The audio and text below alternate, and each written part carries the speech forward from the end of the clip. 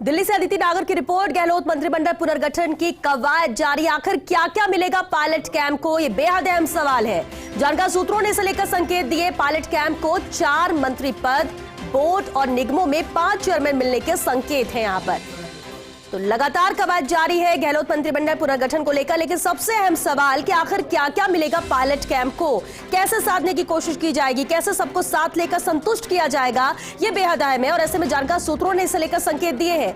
Pilot camp को 4 मंत्री पद, बोर्ड और निगमों में 5 चेयरमैन मिलने के यहां पर संकेत है। यानी मंत्रिमंडल में 4 मंत्री पद पायलट कैंप को मिलेंगे। जानकार सूत्रों के हवाले से जानकारी मिल रही है। बोर्ड और निगमों में भी 5 चेयरमैन मिलने के संकेत यहां पर मिल रहे हैं। हालांकि कितने एग्जैक्ट फिगर होता है, क्या कुछ कम ज्यादा होता है, ये तस्वीर साफ होगी शाम तक या कल तक। लेकिन इतना जरूर तय है कि जो सवाल है सबके जहन में कि किस तरह से, आखिर देरी की वजह भी कहीं ना कहीं ये थी कि किस तरह से सबको संतुष्ट किया जाए।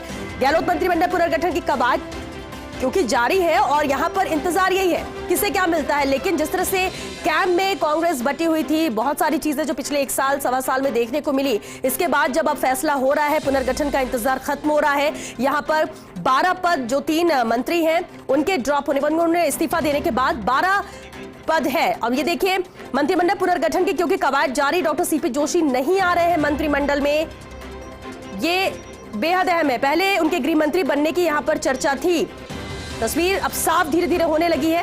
अब जोशी पूर्वतः संभाले रहेंगे अपना स्पीकर का पद ही, क्योंकि पहले माना जा रहा था, चर्चा यही थी कि वो गृह मंत्री बन सकते हैं, लेकिन पहले की तरह ही वो स्पीकर का पद संभालेंगे। अलबत्ता राजनीतिक मसलों पर उनका एडवाइजरी रोल आगे भी जारी रहेगा जैसे अभी जारी है।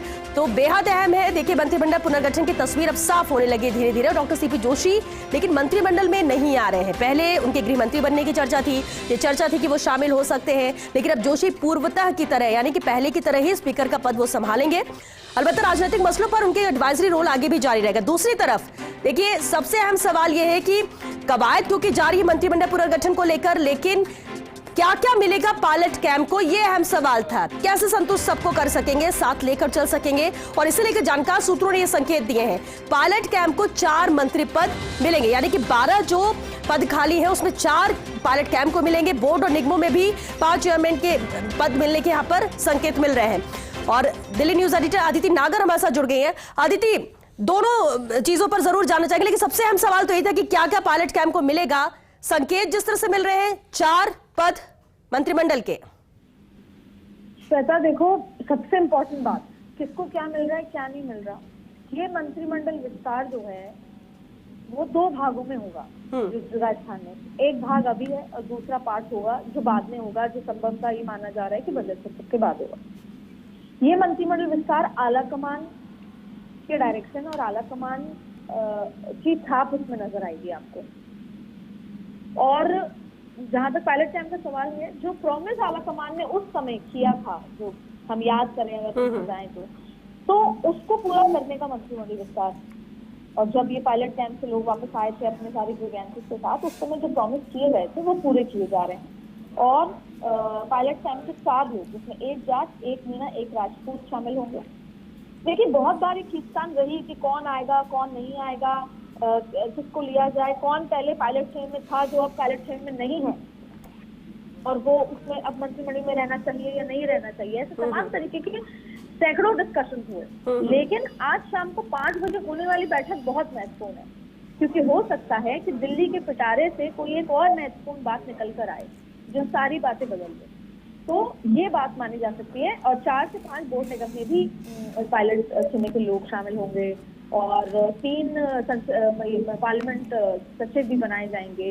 तो पूरा तमाम किया जाएगा। और ये मान सकते हैं कि अभी भी किसी भी खेमे की कोई बात ज्यादा महत्वपूर्ण नहीं है। महत्वपूर्ण यहाँ पर इस शफल में ये है कि आला कमान क्या सोच रहे हैं और आला कमान कैसा डिसाइड कर रहे हैं।